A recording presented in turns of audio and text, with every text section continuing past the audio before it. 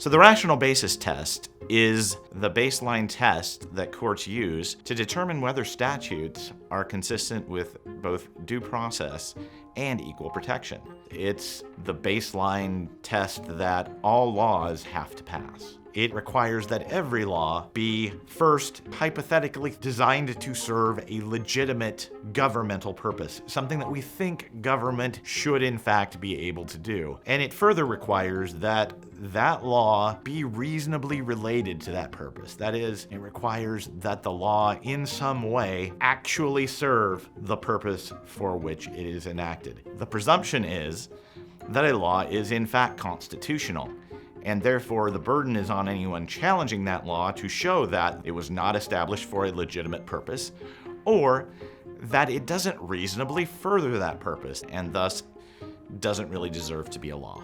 Many writers of the American Revolution argued that the acts such as the Stamp Act were in fact not law because they were contrary to reason. That is, they did not have a rational basis. Probably the best formulation of what I like to call the classic rational basis test comes from 1880. There was a case soon after the 14th Amendment applied due process and equal protection to state laws. It's Mugler versus Kansas, dealing with the sale of liquor.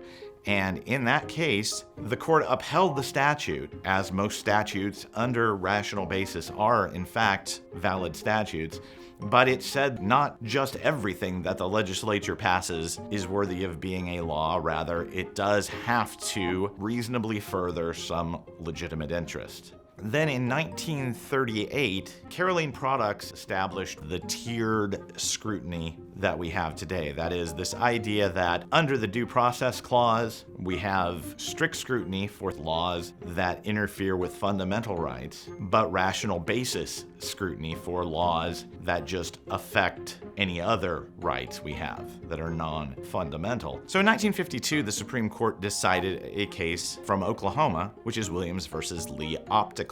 An Oklahoma law was a measure to protect optometrists from these new opticians who were pushing into their business. And in that case, what the court adopted was what we tend to call the modern version of the rational basis test. And under this modern version, although the elements of the rational basis test are the same, the tests for establishing those elements are not. So the legitimate interest doesn't actually have to be the interest that motivated the passage of the statute. In fact, it doesn't even have to be an interest that the legislature even considered. It can be anything that courts think might be legitimate. Then the second element of the test, which generally requires that the law be reasonably related to that interest, it's enough if the legislature might have thought that it was reasonably related. That is, it can be totally unrelated. All we care about is that they reasonably thought it might be.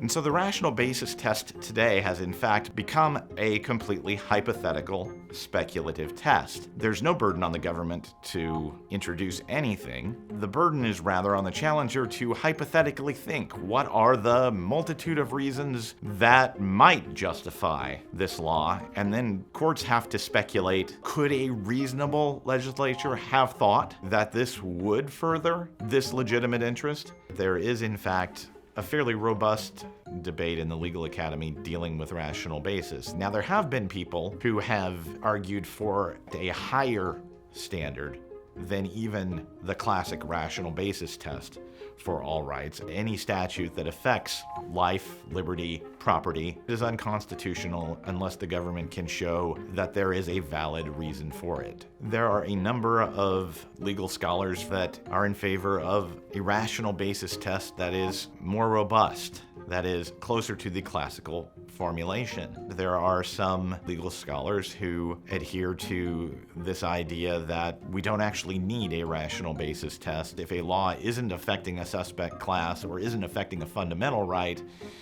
then the government should be pretty much free to do whatever it wants. The rational basis test is the default level that all laws must pass under due process scrutiny. So any law that affects life, liberty, or property has to, at its bottom, hypothetically serve some legitimate governmental purpose, and it must be reasonably related to the interest that it's trying to further. If it doesn't do that, then it fails the rational basis test.